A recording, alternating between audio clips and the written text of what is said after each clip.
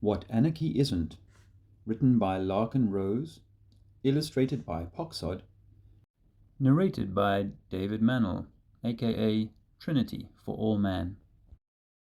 Many people, when they hear the word anarchy, think of chaos and mayhem. They therefore assume that anyone who calls himself an anarchist must be in favor of disorder and violence. But that is the complete opposite of the truth. Just as the word monarchy means rule by one person, the word anarchy literally just means rule by no one. But even that, the idea of having a society without government, makes some people imagine a primitive, savage type of existence, full of violent conflict, without compassion or organization. But that too is a completely inaccurate picture of what anarchism really means. In fact, most complaints about anarchism are the result of people misunderstanding what the philosophy is all about. Most people who are scared of anarchy are scared of things that anarchists don't want and don't advocate. To help correct such misunderstandings, we will use the example of two fictional islands, Authoritaria, where there is a ruling class or government, and Anarchia, where there is no ruling class of any kind. These will be used to illustrate what anarchy actually means and what it does not mean. One common misconception about anarchy is that it must mean every man for himself and survival of the fittest, where everyone has to be selfish and self-sufficient, where there is little or no cooperation or organization, and where people behave like greedy, violent animals. This comes from the false assumption that there can be no order or structure to society without government, and that without some sort of governing political body or some controlling authority, people could not and would not find ways to get along and cooperate and organize for mutual benefit. But in reality, government is never about true cooperation, whether it is a republic, a democracy, a dictatorship, or in some other form. Government always constitutes a ruling class that gives commands called laws and uses force to punish anyone who disobeys. That is not cooperation. That is domination. It is one group forcing its will on everyone else and making them obey. Government forces people to fund its ideas by way of taxation and forces people to cooperate with its plans by way of regulation and legislation. Ultimately, both are enforced by men with guns. In contrast, true cooperation is about people voluntarily working together, of their own free will, without anyone else forcing them to. And people already do this in thousands of different ways every day, without politicians or law enforcers making it happen. So no, obviously, cooperation does not require the existence of political power. And while it is true that authoritarianism and government power can be used to force people into various forms of organization, that does not mean that people are incapable of organizing without being forced, which they obviously already do in many different ways. In fact, the most productive examples of organizations already are anarchistic in nature. Consider, for example, your favorite grocery store. Everyone involved in the hugely complex operation of growing, processing, transporting, displaying, and selling foods participates voluntarily. Customers choose where to shop and what to buy, and all the other people involved, truck drivers, checkout clerks, stock boys, administrators, etc., do things in exchange for getting paid. This purely voluntary arrangement allows for an amazingly complex example of organization and cooperation without anyone being forced to participate. This is literally anarchy in action. In contrast, Whenever government does something, a very small group of people, politicians, comes up with an idea and forces everyone else to go along with it. In the authoritarian version of a supermarket, the ruling class would tell people what to produce and how much, and would tell customers what they must buy and how much they must pay for it. Anyone who did not comply would be punished in some way.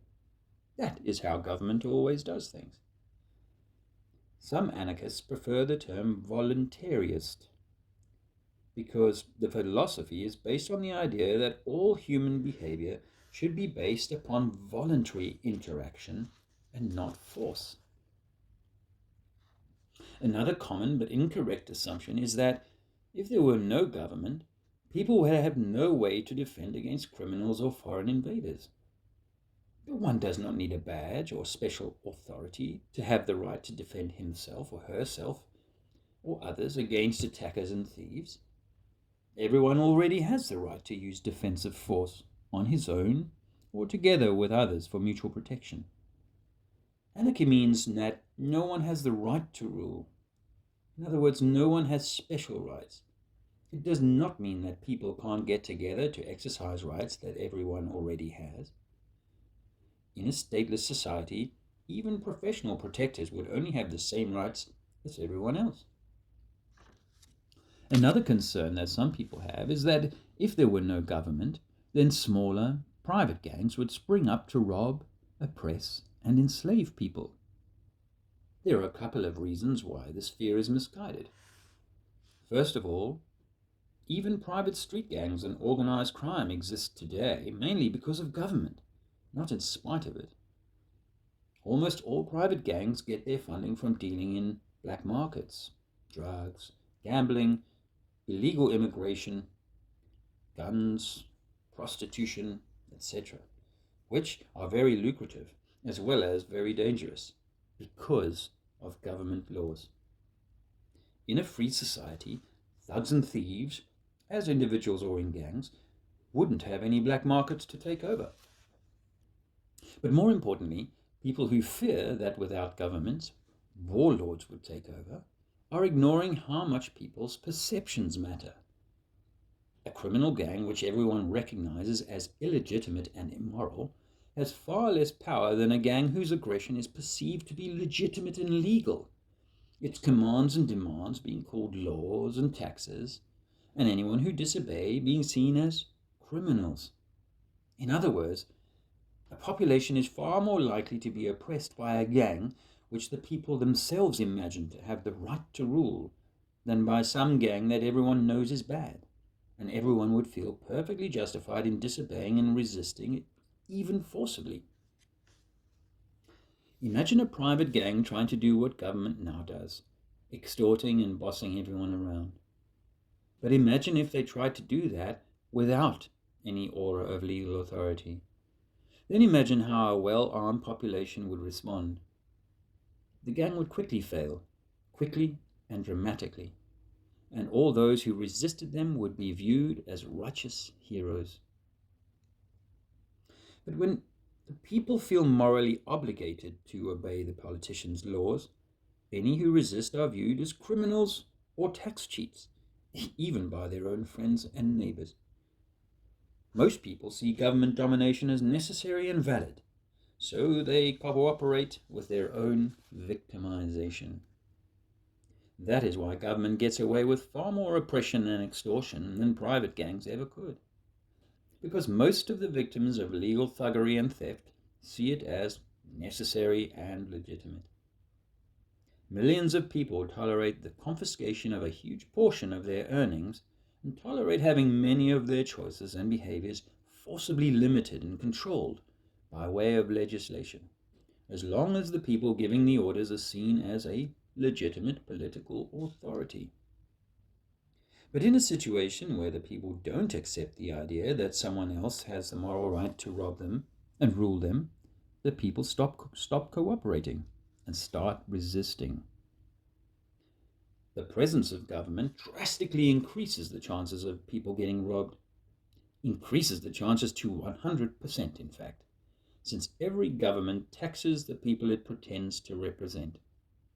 Meanwhile, the lack of any authoritarian ruling class makes the people far less susceptible to being extorted and dominated, and far more likely to disobey and resist would-be thieves and thugs.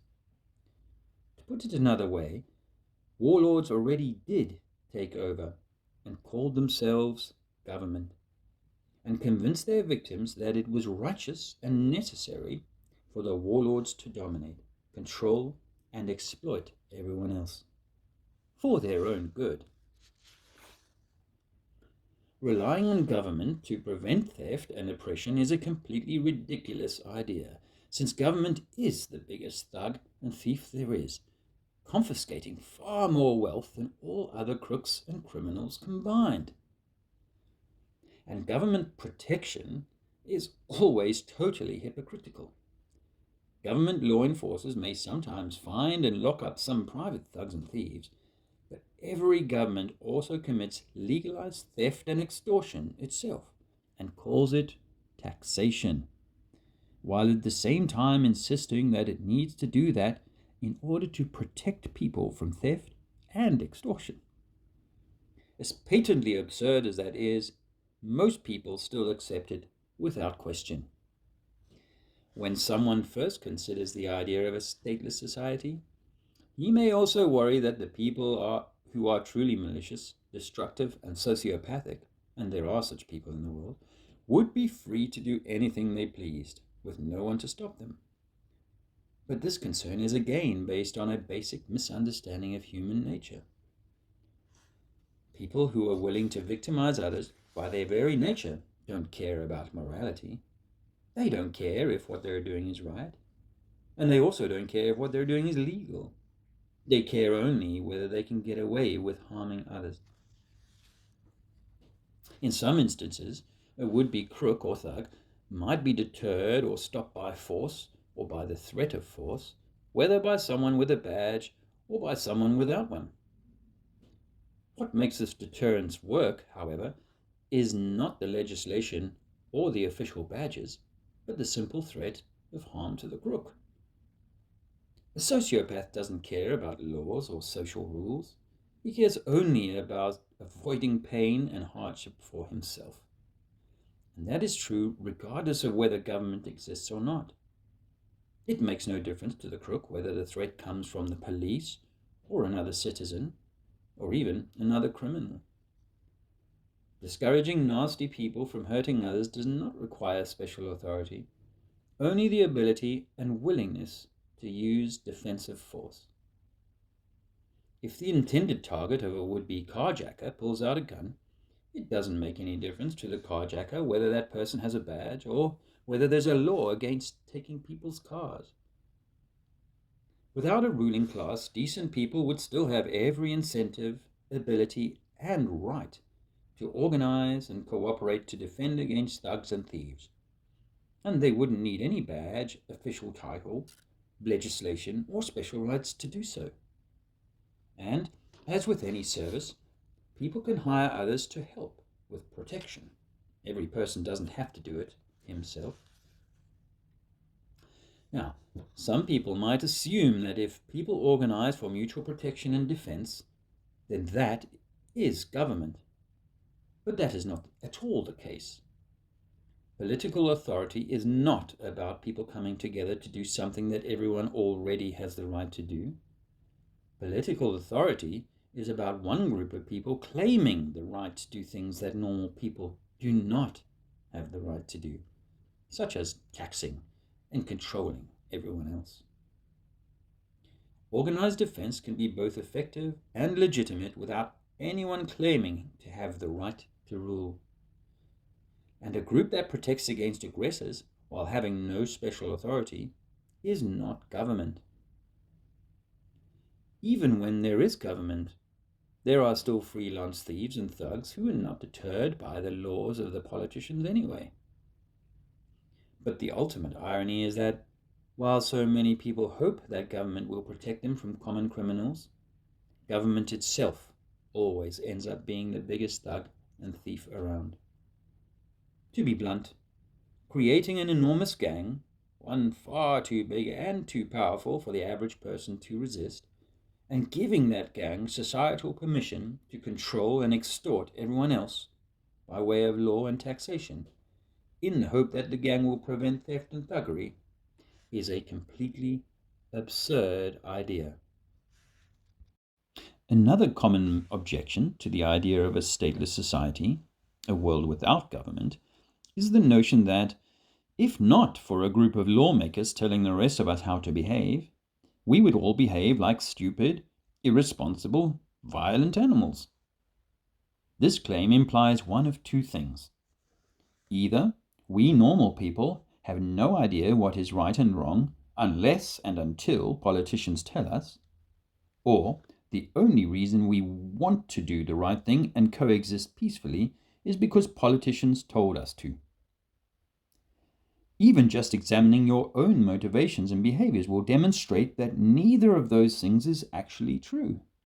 To argue that only government can make people behave in a civilized manner is particularly odd in a society where politicians are voted into power.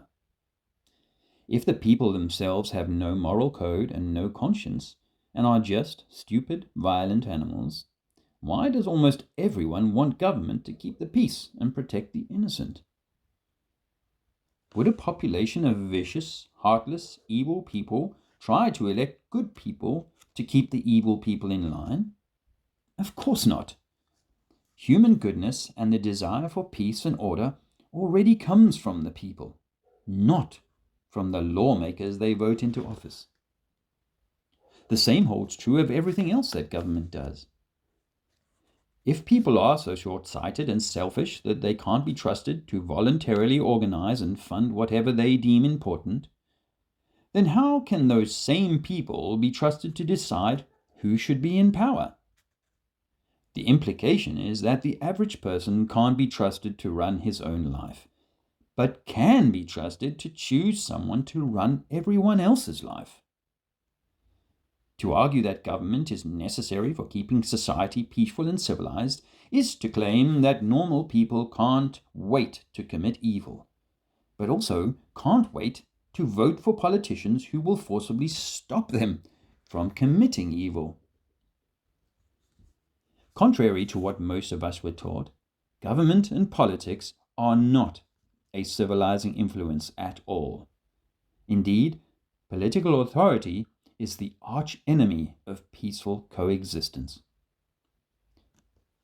People who would never personally rob their neighbors themselves constantly vote for the government to do it for them. People who would never dream of trying to control every detail of their neighbors' lives think it's just fine to ask politicians to do exactly that. The game of politics constantly encourages people to use the violence of the state to rob and control other people without any risk or feeling of guilt for the one who votes for that to happen. Government, rather than serving as a check against the imperfections of our nature, instead drastically amplifies our greed, resentment, irresponsibility, and malice by giving us a legal, risk-free way to forcibly interfere with the lives and choices of our fellow man. In short, politics brings out the bully and meddling busybody in everyone. In contrast, without a ruling class, people wouldn't be forever asking lawmakers to forcibly interfere with their neighbors' lives, and thugs and thieves wouldn't be able to deny responsibility for their evil deeds by saying that they were just following orders.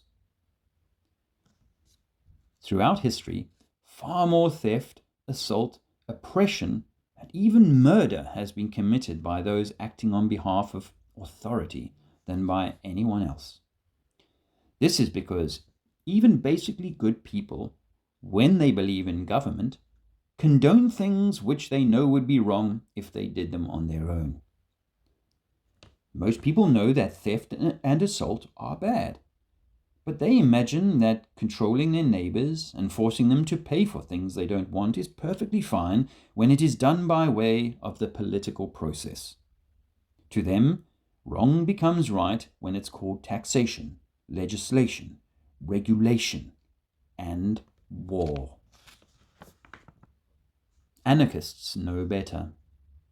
They know that human society will never be perfect, but that it would be a whole lot better if evil deeds were condoned and committed only by genuinely nasty, malicious, or sociopathic people, rather than being condoned and committed by millions of basically good people who have been taught to believe that aggression is morally acceptable when it is called law enforcement, taxation, and national defense.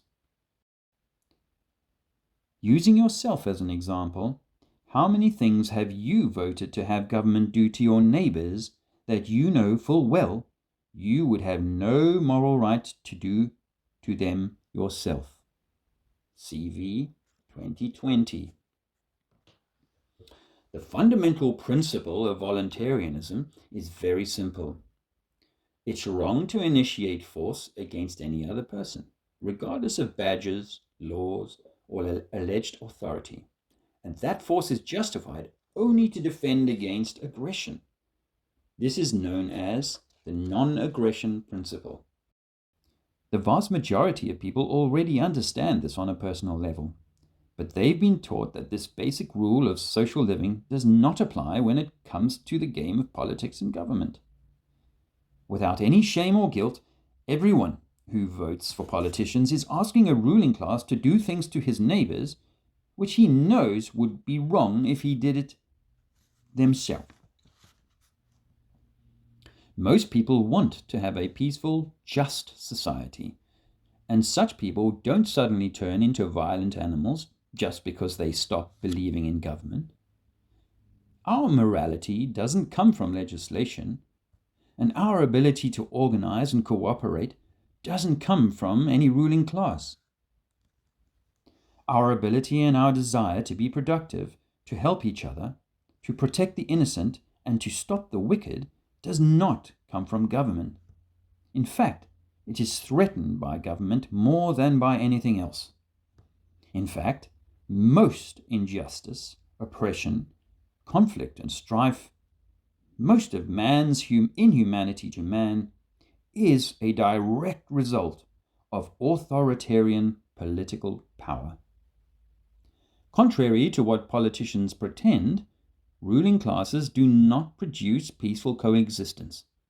Instead, they intentionally cause perpetual conflict and violence, exploiting our compassion, virtue, and good intentions, turning them into wealth and power for the worst people in the world, while crushing the freedom and prosperity of everyone else. Of course, the people who benefit most from the political racket will do their best to convince you that it's a social necessity. But ask yourself this: have the thousands of laws, regulations, and taxes imposed upon you made you a better, more productive, and more caring person? Is the world better off with the politicians taking your money and telling you how to live your life? Or would things be better if you were allowed to spend your own money and make your own decisions? Is society really best served by a small class of people forcibly imposing a centralized master plan on everyone else? Can the orders and threats of a ruling class make the world what it should be? Or would society be better served by freedom, a respect for individual rights, and voluntary cooperation and peaceful organization? If the second option sounds better to you, maybe you should learn more about anarchism and voluntarism. Some people mistakenly view anarchism as a utopian idea that would only work if everyone were generous and compassionate. It is true that people are not perfect, and some are downright malicious and dangerous. But if people are too stupid, greedy, and malicious to be free, aren't they also too stupid, greedy, and malicious to be trusted with power? If you don't trust some stranger to have control over his own life, why would you ever trust him to have control over yours?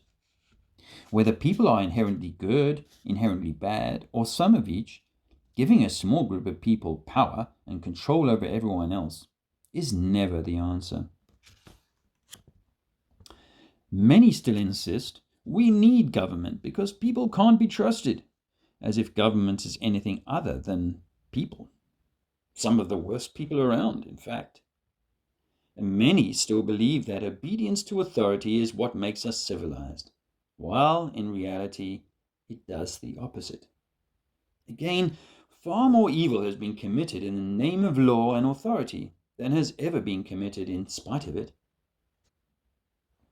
The ultimate irony is that most people are still desperately hoping to achieve a fair, just, free, and prosperous society by way of the very institution that has been responsible for more theft, thuggery, extortion, terrorism, torture, and murder than all others combined: government.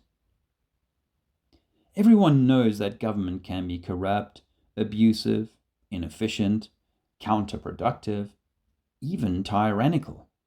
But most people still assume that if only the right people were in charge, that would fix the problem. But over and over again, regardless of who was in power, and regardless of the particular arrangement or structure of political power, a democracy, republic, a dictatorship, a collective, etc., history has demonstrated that power corrupts, and that freedom is far more conducive to peace and prosperity than any political solution ever has been or ever will be. People have spent centuries trying to create a good society using different kinds of ruling class, different kinds of legal structures, different ways of choosing rulers, and so on. However, without exception, every authoritarian governmental construction has resulted in freedom and riches for a small few and oppression, violence, and poverty for others. What if, instead of deciding what the throne should look like and who should sit upon it, all people of goodwill embraced the non-aggression principle? And what if, instead of looking to a ruling class to forcibly impose our values onto everyone else, we embraced the concept of self-ownership? In a nutshell, anarchists want you to have complete control over your choices, your money, and your life. As long as you are not using force or fraud to inflict harm onto others, they want you to have absolute freedom. All they ask is that you treat them the same way. You own yourself. Your neighbor owns himself. Committing aggression is wrong. These principles are simple and obvious, to the point of being self-evident, yet they are diametrically opposed to the authoritarian principles most of us have been taught. At the end of the day, you need to choose which you want: peaceful coexistence amongst equals, anarchism, or authoritarian domination with some people ruling over everyone else, government. The two are mutually exclusive. Despite what would-be rulers might want you to believe, anarchism does not mean chaos and violence, or every man for himself. And having no government doesn't mean having no morality, no organization, and no cooperation. Simply put, anarchism means that no one is your master and that no one is your slave. And that's all it means.